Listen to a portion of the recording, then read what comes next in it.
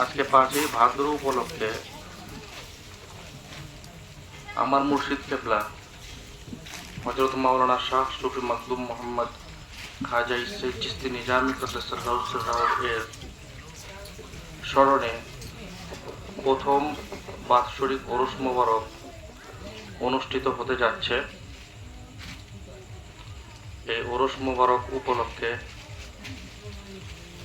আপনারা সবাই এখানে সমবেত হয়েছেন, আশা করি আগামীতেও হবেন।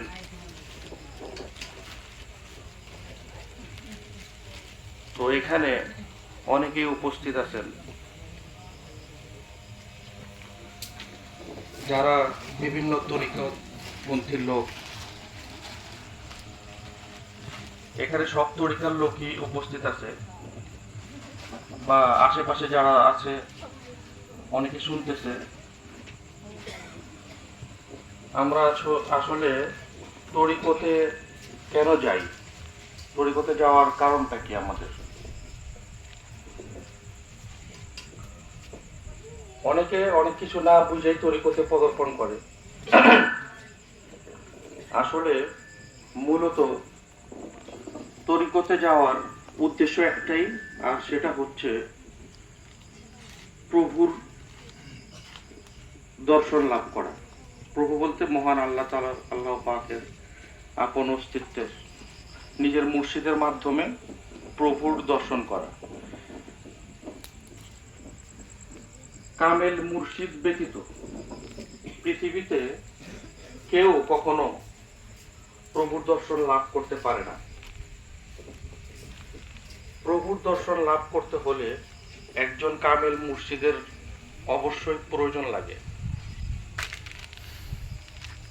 মুর্শিদ ছাড়া কখনো কেউ প্রভুর দর্শন পায় না। আর রোজা, নামাজ, হজ, যাকাত এই সমস্ত বিষয়ে জান্নাত পাওয়া যায়। জান্নাত পাওয়া আর প্রভুকে পাওয়া দুই জিনিস। জান্নাত হচ্ছে সুখ শান্তির জায়গা, এখানে প্রভুর সাথে কোনো সম্পর্ক নেই। আর যারা তরিকতপন্থী লোক, তারা এই জান্নাত, দোজখ এগুলার পরোয়া করে না। তারা পরোয়া করে যে এই জান্নাত, দোজখ যিনি সৃষ্টি করছেন তাকে কিভাবে পাওয়া যায়, এই বিষয়ে তারা ধারণা রেখা প্রত্যেক কামেল ওলির মুর্শিদের কাছে যায়। তো এখন সবাই যায়, সবাই তো আর অত দূর পর্যন্ত পৌঁছাইতে পারে না। এখানের রাস্তা অনেক কঠিন। আবার যারা সুন্দরভাবে, প্রতিটা মানুষের মধ্যে প্রভু আছে, কিন্তু এই আমাদের মধ্যে যে প্রভু আছে এটাকে আত্মদর্শন করার জন্য কামেল মুর্শিদের কাছে যেতে হয়। কেন যেতে হয়? কারণ উনি প্রভুকে হাসিল করছে। যেই ব্যক্তি কখনো প্রভুকে দেখেনি বা প্রভুকে হাসিল করতে পারেনি, ওই ধরনের কোনো ব্যক্তির কাছে যদি কোনো মানুষ যায়, তাহলে সে কখনো প্রভুকে পাবে না। কারণ সে নিজেই তো প্রভুকে পায়নি, হাসিল করতে পারেনি। সে আমাকে কিভাবে পথ দেখাবে? সে আমাকে কিভাবে দেখাবে? তো ওই ব্যক্তির কাছে যেতে হবে যে ব্যক্তি প্রভুকে দেখছে, প্রভুকে হাসিল করতে পারছে। তার কাছে গেলে আমরা প্রভুকে পাবো। একজন অন্ধর কাছে যায় যদি আমরা পথ দেখতে চাই, তাইলে কি অন্ধ কি পথ দেখাইতে পারবো? পারবো না। একজন বিচক্ষণ ব্যক্তির কাছে যায় পথ চাইতে হবে, সেই আমাদেরকে পথ দেখাতে পারবে। তো এই যে আমরা যত প্রকার ওরস, অনুষ্ঠান, মাহফিল, আজকে যেটা করতেছি এই মাহফিল, এগুলা কইরা কখনো প্রভুকে পাওয়া যায় না। এগুলা করে কখনো প্রভুকে হাসিল করা যায় না, প্রভুকে পাওয়া যায় না। এই সমস্ত আনুষ্ঠানিকতা, এই সমস্ত মাহফিল করে প্রভুকে খুশি করানো যায়। প্রভুকে, আর আমাদের উদ্দেশ্যটাই তো প্রভুকে খুশি করানো। আর মুর্শিদকে খুশি করাতে পারলেই তো আমাদের জীবনের সার্থকতা। প্রভুকে খুশি করাতে পারলে আমাদের জীবনের সার্থকতা। তো এই সমস্ত সমস্ত যে অনুষ্ঠান আনুষ্ঠানিকতা আছে এগুলো করে আমরা তাকে খুশি করতে পারি, আল্লাহকে খুশি করতে পারি। দান করে, খয়রাত করে, মানুষকে খাওয়ায়, গরিবদেরকে দান করে আল্লাহকে খুশি করানো যায়। আর আল্লাহ খুশি, যদি রাজি খুশি থাকে, তাহলে আল্লাহ আমাদেরকে রহমত দান করবে। রহমত দান করলে আমরা কামেল মুর্শিদের কাছে যেতে পারবো। কামেল মুর্শিদের কাছে যেতে পারলে ওনার মাধ্যমেই আমাদেরকে আল্লাহকে পেতে হবে। আল্লাহ সরাসরি কখনো আসবে না। দেখেন আমাদের রাসূল আকরাম সাল্লাল্লাহু আলাইহি সাল্লাম, ওনাকে সমস্ত সৃষ্টির জগতের যখন কোনো কিছুই সৃষ্টি করেনি আল্লাহ তাআলা, সর্বপ্রথম আমাদের রাসূল পাক সাল্লাল্লাহু আলাইহি সাল্লামকে সৃষ্টি করছে। ওনার নূর, কাঠ পাঞ্জাতনের নূর সৃষ্টি করছে। আউয়ালু খালাকাল্লাহু মিন নূরি, আউয়াল মানে সর্বপ্রথম আল্লাহ তাআলা নূর সৃষ্টি করছে। নূর কি? সেই নূরটা হচ্ছে নূরে মুজাসসিম, যেটা প্রভুর নিজের নিজস্ব নূর। যেই নূরের জ্যোতি প্রভুর নিজের নূর, সেই নূর থেকে সে পাক পাঞ্জাতন সৃষ্টি করছে। আর রাসূলের নূরে সমস্ত মাখলুকাত সৃষ্টি করছে। তার নূর থেকে সমস্ত মাখলুকাত, আমরা যা কিছু আছি, ফেরেশতা, মালাইকা, ফেরেশতা তো নূরের তৈরি, কিন্তু ওই নূরে মুজাসসিম থেকে তৈরি না, আরেকটা নূর। সবাই এখানে ভেজাল করে ফেলে। তো নূরে মুজাসসিম হচ্ছে আল্লাহর জাত নূর, যেটা মানুষের মধ্যে বিরাজমান আছে। যে প্রভু প্রত্যেকটা মানুষের মধ্যে আছে। আল্লাহ নিজে বলছে, যারা সালাত কায়েম করে, মুমিন ব্যক্তি যখন সালাত কায়েম করে, আল্লাহ বলছে যারা মুমিন, যারা আল্লাহর জন্য সালাত কায়েম করে, তাদের সাথে আল্লাহর সাথে দর্শন হয়, মানে সাক্ষাৎ হয়, মেরাজ হয়। আসসালাতুল মেরাজুল মুমিনিন, কোরআনের কথা, এটা আমার কথা না, কোরআনের কথা। আসসালাতুল মেরাজুল মুমিনিন, মুমিন যখন সালাত কায়েম করে আল্লাহর সাথে তার মেরাজ হয়, সাক্ষাৎ হয়। তো এরকম আল্লাহর সাথে, প্রভুর সাথে কয়টা মানুষের সাক্ষাৎ হয়েছে কেউ বলতে পারবে? হয়নি। কারণ আমরা, আমাদের সবকিছুই ঠিক আছে, কিন্তু মুর্শিদের প্রতি যে অন্ধবিশ্বাস, এই অন্ধবিশ্বাসটা আমাদের নেই। অন্ধবিশ্বাস বলতে কি বোঝায়? অন্ধবিশ্বাস বলতে কি বোঝায়? যে মুর্শিদ যদি একটা ভুল করে, সেটা আমার চোখে পড়বো না, যে এটা উনি নিশ্চয়ই, এখানে কোনো রহস্য আছে, এটা ভুল না, এটাতে নিশ্চয়ই কোনো ওনার কাজ আছে, এই জিনিসটা নিশ্চয়ই উনি কোনো দরকার আছে, যার কারণে উনি এই খেলাটা খেলছে। এই বিশ্বাস থাকতে হবে। যদি বিশ্বাস থাকে যে না, মুর্শিদ এটা ভুল করছে, এই কাজটা করা ঠিক হয়নি, তাইলে কিন্তু অন্ধবিশ্বাস হইল না। অন্ধবিশ্বাস মানে কি? মানে যা কিছুই করুক এটা বিশ্বাস করবো অন্ধের মতো, যে তার চোখে দেখবই নেই না। সে অন্ধবিশ্বাস না থাকা পর্যন্ত কেউ ওই মোকামে যেতে পারবে না। যেমন শামস তাবরিজ, মাওলানা জালালউদ্দিন রুমি, ওনাদের যে ঘটনাগুলো, শামস তাবরিজের প্রতি অন্ধবিশ্বাসী হওয়ার পরে মাওলানা তখন জালালউদ্দিন রুমি স্বীকৃতি পাইছে মাওলানা। এরকম প্রত্যেকেই, যত বড় পীর মাশায়েখ বুজুর্গ বলেন, আমরা চিশতিয়া তরিকা থেকে মঈনুদ্দিন চিশতি বলেন, প্রত্যেকেই তার মুর্শিদের প্রতি তাদের প্রত্যেকের অন্ধবিশ্বাস ছিল। এক বাক্যে তাকে পীর বইলা, মুর্শিদ বইলা মানছে। যেমন খাজা মঈনুদ্দিন চিশতি রহমতুল্লাহ আলাইহি, উনার পীর সাহেবের নাম হইতেছে উসমান হারুনি রহমতুল্লাহ আলাইহি। উসমান হারুনি রহমতুল্লাহ আলাইহির উপরে একটা খেলা খেলছে উনি। উনার উপরে একটা চোরের আজাব আইসা পড়ছে, মানে চোর বইলা তাকে স্বীকৃতি দিচ্ছে সমাজের মানুষ। কি বলছে? একটা চোর বকরি চুরি করে যাইতেছিল, ওসমান হারুন রহমতুল্লাহ ছিল, উনার হাতে বকরির রশিটা যে উনি বাগছে চোর। তো সমাজের, গ্রামের মানুষ এসে তাকে দেখছে তার হাতে দড়ি, তখন সবাই বলতেছে উনি এই চুরিটা করলো, উনার তো কত আছে, উনার তো বড় বড় ভক্তবৃন্দ আছে, তাদের কাছে কইলেই তো তার খাসি একটা দিয়ে দিত, বকরি দিয়ে দিত, উনার কি চুরি করতে হয়?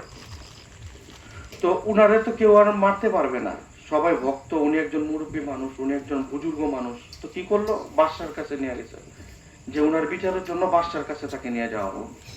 তো বাদশার কাছে নিয়ে গেছে, বাদশার কাছে নিয়ে যাওয়ার পর বাদশা বলে, আপনি, আপনার ভক্ত আমি, আমি বাদশা, আমার কাছে সব আছে, আপনার যখন বকরি লাগবো আপনি যতগুলা বকরি চাইতেন আপনাকে ততগুলা দিয়ে দিতাম, আপনি কেন এই কাজ করতে গেলেন? পীরের বলতেছে বাদশা। তো উনি তো কাউরে কোনো রাও শব্দ কিছু কইতাছে না যে আমি চুরি করিনি বা চোরে এসে আমার হাতে দিয়ে গেছে। এটা হইতেছে ভক্তের পরীক্ষা, এটা হইতেছে ভক্তের পরীক্ষা। তো এই ঘটনার প্রেক্ষিতে উনার যত ভক্তবিন্দু ছিল সবাই আস্তে আস্তে তার থেকে দূরে সরে গেছে। বাদশা কি দিল, যে বাদশা দিল আমিও তো তার সাজা দিতে পারবো না, তাকে এই রাজ্য থেকে ত্যাগ করে দেওয়া হোক, সে এইখানে আর থাকতে পারবে না, তো তাকে এই দেশ থেকে বিতাড়িত করে দেওয়া হোক, আমি তার বিচার করতে পারবো না। তো বাদশা এই ঘোষণা দিল।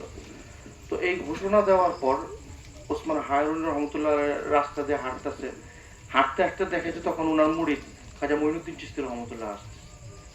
আসার পরে তখন বাদশাহ এই ওসমান হারুন রহমতুল্লাহ কদম বসি করলো। তখন ওসমান হারুন রহমতুল্লাহ বললো, হে মঈনুদ্দিন তুমি চলে যাও, আমি কিন্তু চোরে সাব্যস্ত হয়েছি, আমি কিন্তু এখন দেশ ত্যাগ করতেছি, তোমরা আমার সাথে থাইকো না, আমার সব ভক্তবিন্দু গেছে গা, তুমি থাকলে তোমার ইমান চলে যাবো গা, তোমারও চোর বানাই দিব, আপনি যদি চোর বানান আমারে আমি তাও চুরি করুন। খাজা মঈনুদ্দিন চিশতি রহমতুল্লাহ বলতেছে। তো তার আগে ওসমান হারুনি একটা কথা বলছিল সব ভক্তদের, বলছিল যে যে আমার ভক্ত হবে তাকে আমি আমার এক ছাতার নিচে নিয়ে যায় আমি হাসরের ময়দানে উঠবো, এক ছাতার নিচে গিয়া হাসরের ময়দানে উঠবো। তখন ভক্তবৃন্দ কয়, উনারা তো হাজার হাজার লক্ষ লক্ষ ভক্ত, এক ছাতার মধ্যে জাগাইবো কেমনে? তো সব গেছে, এখন শুধু মঈনুদ্দিন চিশতি রহমতুল্লাহ আছে। তো উনি যাইতেছে, উনার পিছন পিছন উনিও যাইতেছে, বারবার বলতেছে তুমিও চলে যাও, তোমার জীবন নষ্ট করো না, সামনে তোমার সুন্দর দিন আছে, তুমি ঘরে ফিরে যাও। কয় না, আপনার কাজে গেছি, আমি আসছি, এখন আপনার সাথেই যাব, আপনি যেখানেই যান, আপনি যা হুকুম দেন আমি তাই করব, কিন্তু আপনাকে ছাড়বো না। তখন ওসমান হারুনি দেখলো যে ওনারে কোনোভাবে সরানো যাইতেছে না। তো উনি কি করলো, যাইতে যেতে যেতে যেতে দেখলো যে একটা মন্দির, হিন্দুদের মন্দির। এখন মন্দিরে যায় প্রতিমার সামনে উনি ওসমান হারুন রহমতুল্লাহ মানে মাথা নত করে সেজদা দিয়ে প্রতিমারে পূজা করতেছে। তখন পূজা টুজা করার পর তখন খাজা মঈনুদ্দিন চিশতি রহমতুল্লাহ বলতেছে, এখন যাও, আমি তো আমার ধর্ম বাদ দিয়ে দিচ্ছি, আমি এখন হিন্দু হয়ে গেছি, আমি এখন পূজা করি, আমি এখন পূজারু, আমি আমার ধর্ম ত্যাগ করে দিছি, এখন চলে যাও তুমি। তখন খাজা মঈনুদ্দিন চিশতি রহমতুল্লাহ কয়, আপনি যদি হিন্দু হয়ে যান, আপনি যদি আপনার ধর্ম ত্যাগ করেন, আর আপনি যদি পূজা করেন, যেই মন্দিরে আপনি পূজা করবেন ওই মন্দিরের ঘন্টা আমি মঈনুদ্দিন বাজাবো, ওই মন্দিরের ঘন্টা আমি মঈনুদ্দিন বাজাবো। এইটাছে পীরের প্রতি অন্ধবিশ্বাস। তখন তার পীর সাহেব তার কান্দে হাত দিয়ে বলছে, তোকে আমি খুঁজতেছিলাম। তখন খাজা মঈনুদ্দিন চিশতি রহমতুল্লাহ আলাইহিকে নিয়ে আবার ওই বাদশার ওই রাজ্যে গেছে। তখন সবাই এটাকে বলছে, আমি বলছিলাম না যে আমি আমার ভক্তদের এক ছাতার নিচে নিয়ে হাসরের ময়দানে উঠবো? তো এই যে মঈনুদ্দিন আমার ভক্ত, এই আমার ভক্ত, একে নিয়ে আমি হাসরের ময়দানে উঠবো, তোমরা কেউ আমার ভক্ত হইতে পারো না। তো পীর মুর্শিদের খেলা হইতেছে এরকম। তো তারা ভক্তদের পরীক্ষা করার জন্য বিভিন্ন ভাবে বিভিন্ন পদক্ষেপ নেয়। ভক্তরা যদি বুঝতে পারে সে বুঝলো, না বুঝতে পারলে এটা তাদের ব্যর্থতা। তো এরকম ভক্ত টিকে একটাই, একটা দুইটা টিকে ভক্ত, সবাই তো আর এরকম খাঁটি ভক্ত হইতে পারে না। আর যারা একটা দুইটা হয় তারাই আবার বাদশাহিত্য হয়ে একজন আউলিয়া হয়ে যায়, এটাই নিয়ম, তারাও আউলিয়া হয়ে যায়। তো প্রত্যেকের ভিতরে এই বিশ্বাসটা থাকতে হবে মুর্শিদের প্রতি। এই বিশ্বাস যত পর্যন্ত কারো ভিতরে স্থাপিত না হবে ততক্ষণ পর্যন্ত কেউ প্রভুর দর্শন লাভে অগ্রসর হতে পারবে না। আপনাদের প্রত্যেকের ভিতরে এই জিনিসটা থাকবে।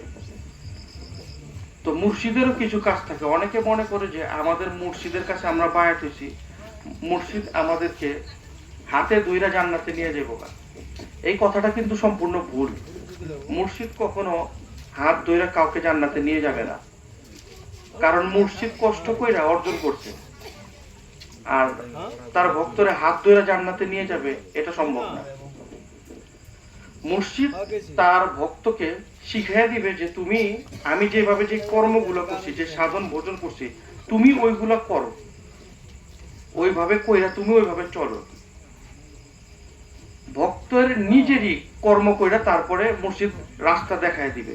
ইহদিনাস সিরাতাল মুস্তাকিম, সিরাতাল মুস্তাকিমের পথ মুর্শিদ দেখায় দিবে। সেই পথ দেখাই তার ভক্ত চলবে।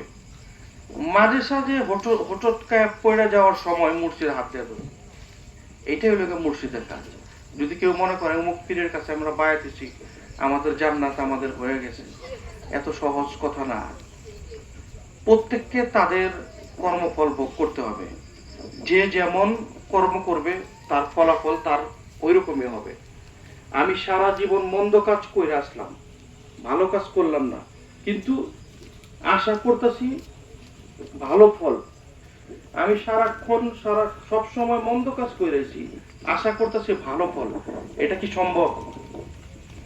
আপনি একজনের সম্পদ লুণ্ঠন করলেন, একজনের মারধর করলেন, খুন করলেন, বিভিন্ন ভাবে মানুষকে নির্যাতন করলেন, কিন্তু আল্লাহর কাছে দোয়া চাইতেছেন, আল্লাহ আমাকে এটা দাও, এটা দাও, এটা দাও।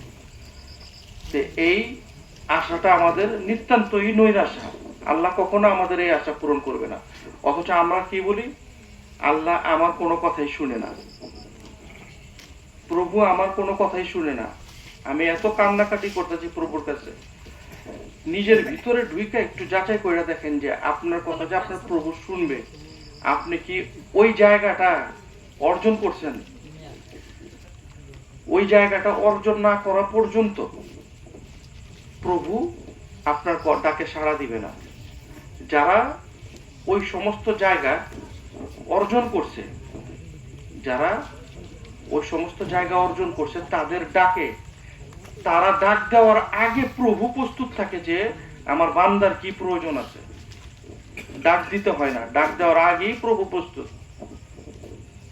বন্দিগীতে বান্দা তুমি এমন ভাবে হও তৈয়ার, আল্লাহ তোমার ডেকে বলবে কি লাগবে বান্দা তোমার। আমরা কি ওই বন্দিগীতে বান্দা এমন ভাবে তৈরি হইতে পারছি? আমরা কারো কটু কথা সহ্য করতে পারি না,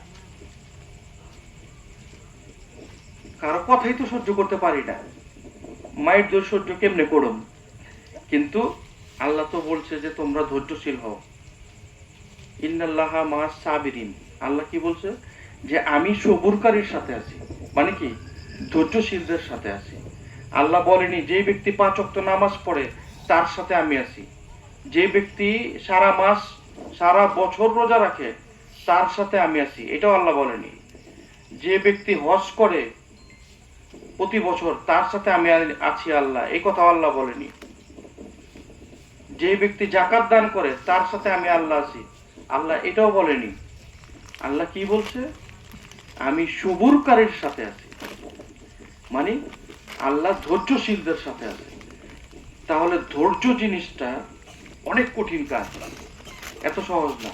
যেমন একটা মানুষ আপনাকে এসে একটা চর মারলো, আপনি চুপচাপ কিছু কইলেন না, অনেক কঠিন কাজ না? আপনি কোনো দোষ করেননি, আপনি কোনো ভুল করেননি, অথচ আপনাকে আইসা একটা চর মারলো, আপনার ধৈর্য ধরতে হবে। দেখবেন সেই ব্যক্তি একবার মারছে, 2 বার মারছে, 3য় বার আর আপনাকে মারবে না। মানুষের দ্বন্দ্বটা কখন সৃষ্টি হয়? আপনি একবার আঘাত করলেন, ওই আরেকবার আঘাত করলো, আবার আপনি আঘাত করলেন, এইভাবে দ্বন্দ্ব সৃষ্টি হয়। আপনি যদি আঘাতই না করেন, দেখবেন যে একটা সময় আপনাকে ওই তো কিছু কয় না, ওরা কি মারুন। বিষয়টা এরকম, ধৈর্যের মাধ্যমে সবকিছু পাওয়া যায়। আর আল্লাহ ওখানেই বলছে যে আমি ধৈর্যশীলদের সাথে আছি। এটার পরিচয় দিয়ে গেছে আমাদের হযরত ইমাম হোসেন আলাইহিস সালাম। উনি এই ধৈর্যশীলের পরিচয় উনি দিয়ে গেছে। কারবালার ময়দানে নৃশংসভাবে শহীদের মাধ্যমে। উনাকে শহীদ করার মতো লোক এই আল্লাহর মাখলুকাতের মধ্যে সৃষ্টি হয়নি। আল্লাহর মাখলুকাতের মধ্যে এমন কোন ব্যক্তি সৃষ্টি হয়নি যিনি ইমাম হোসেনকে শহীদ করবে। এমন লোককে আল্লাহ বানায়নি। কিন্তু কেন শহীদ হইল উনি কেন শহীদ হইল?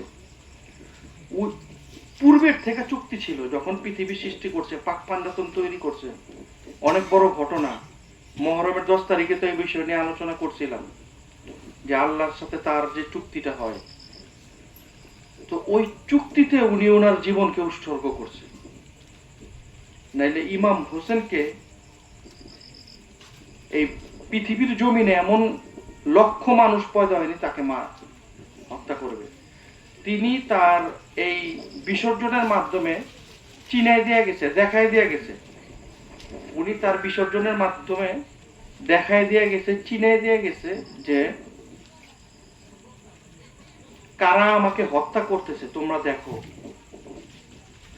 তারা কি হিন্দু সনাতন ধর্মের লোক? তারা কি বৌদ্ধ ধর্মের লোক? তারা কি খ্রিস্টান ধর্মের লোক? না, দেখো যারা আমাকে হত্যা করতেছে তারা মুসলমানই। তারা আমাদের মতোই মুসলমান, যারা নামাজ পড়ে, রোজা করে, হজ করে, যাকাত দেয়। এই সমস্ত ব্যক্তি আমাকে হত্যা করতেছে। অথচ যেই নামাজের মধ্যে উনাদের কথা আছে, যেই নামাজের মধ্যে রাসূলের কথা আছে, যেই নামাজের মধ্যে মোহাম্মদ আলে মোহাম্মদের কথা আছে, সেই নামাজ উনাকে হত্যা করে সেই নামাজ পড়তে যায়, তাদের কি সেই নামাজ কবুল হবে? কোনোদিনও কবুল হবে না। অথচ তারা তো ভাবছে যে নামাজ আল্লাহর জন্য পড়ছি, আল্লাহ কবুল করবে। আল্লাহ তো অনেকের যতক্ষণ পর্যন্ত রাসূলের প্রতি বিশ্বাস না হবে কোনো ইবাদত কবুল হবে না।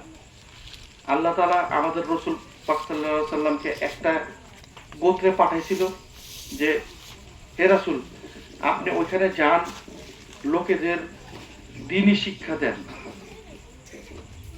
ইসলাম ধর্ম গ্রহণ করান। তো রাসূল পাক সাল্লাল্লাহু আলাইহি সাল্লাম আল্লাহর নির্দেশে ওইখানে গেছে, দ্বীন শিক্ষা দিছে, ধর্ম প্রচার করছে, জ্ঞান শিক্ষা দিছে। উনার কথা মতো সবাই নামাজ পড়তেছে, রোজা করতেছে, হজ করতেছে, যাকাত দিতেছে। তখন রাসূল পাক সাল্লাল্লাহু আলাইহি সাল্লাম খুব খুশি, বলতেছে আল্লাহ আমি খুব খুশি, যেই গ্রামে আমি আসছি, যেই শহরে আমি আসছি, সেখানকার লোক আমার কথা মানতেছে, রোজা করতেছে, নামাজ পড়তেছে, হজ করতেছে, যাকাত দিতেছে, আমার সব কথা রাখতেছে। তখন আল্লাহ তাআলা বলে তাদের একটা ইবাদতও আমি আল্লাহ তাআলা কবুল করতেছি না। তখন রাসূল পাক সাল্লাল্লাহু আলাইহি সাল্লামের মুখ মলিন হয়ে গেছে। কেন প্রভু? ওরা সব কথা করতেছে, সব কাজ করতেছে আপনার কথা শুনে না, কিন্তু ওরা এখনো পর্যন্ত আপনার প্রতি ঈমান আনেনি। ওরা এখনো পর্যন্ত আপনার প্রতি ঈমান আনেনি। আর যতক্ষণ না পর্যন্ত আপনার প্রতি ঈমান না আনবে, ততক্ষণ পর্যন্ত ওনাদের কারো ইবাদত গ্রহণযোগ্য হবে না। তে আমরা তো রাসূলকে পাইনি, আমরা কি পাইছি? আহলে বায়াত পাইছি নাকি? উনারাই তো রাসূল। রাসূল কাদের বলা হয়?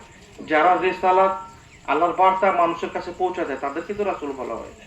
তে আমরা সেই রাসূল পাইছি, নায়েবে রাসূল পাইছি। সে কে? আমাদের মুর্শিদ কিবলা।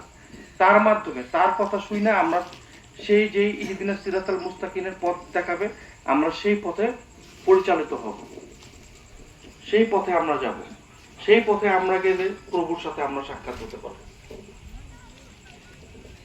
আমরা যদি সেই পথে না যাই তাহলে আমরা প্রভুর দর্শন পাবো না। আর পীরের হুকুম মানাটা ফরজ, ফরজে আইন।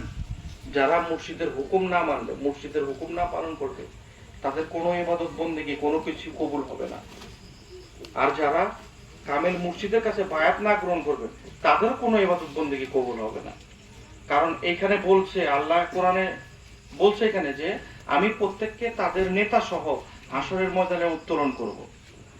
প্রত্যেককে তাদের নেতা সহ হাসরের ময়দানে উত্তোলন করব। তাহলে প্রত্যেকের নেতা কে? নেতা কি যে রাজনৈতিক নেতা? না, এই নেতা না। হাসরের ময়দানে ওইটাছে যার যার মুর্শিদকে নিয়ে উত্তোলন করবে। যারা মুর্শিদ ধরছে তারা জান্নাতি হয়ে যাবে মসজিদের কৃপায়। আর যারা ধরেনি তাদের যদি নেতাই না থাকে, সে কি ফয়সালা দিব আল্লাহর কাছে? কোরআনের মধ্যে তো আছে বায়াতের কথা, ইন্নাল্লাযীনা ইউবাইয়ুনাকা ইন্নামা ইউবাইয়ুনাল্লাহা ইয়াদাল্লাহি ফাওকা আইদিহিম। হে রাসূল, আপনি লোকদের হাতে হাত দিয়ে বায়াত গ্রহণ করান, ইসলাম ধর্ম গ্রহণ করান। তারা যারা আপনার হাতে হাত দিয়ে বায়াত গ্রহণ করতেছে, মূলত তারা আপনার হাতে হাত দিয়ে বায়াত গ্রহণ করতেছে না, আপনার হাতের মধ্যে আমি আল্লাহর হাত আছে। রাসূল আকরাম সাল্লাল্লাহু আলাইহি ওয়াসাল্লাম কথা বলছেন। তাহলে এরকম মুর্শিদ যাদেরকে বায়াত গ্রহণ করাইতেছে, ওই হাতের মধ্যে শুধু মুর্শিদের হাত না, ওই হাতের মধ্যে স্বয়ং প্রভু আল্লাহর হাত আছে। যারা মুর্শিদের কাছে বায়াত গ্রহণ করলো, সে স্বয়ং প্রভুর কাছে বায়াত গ্রহণ করলো। অনেক সময় হয়ে গেছে, কথা বলতে শেষ হবে না, হাতে শটে দিয়ে দিই।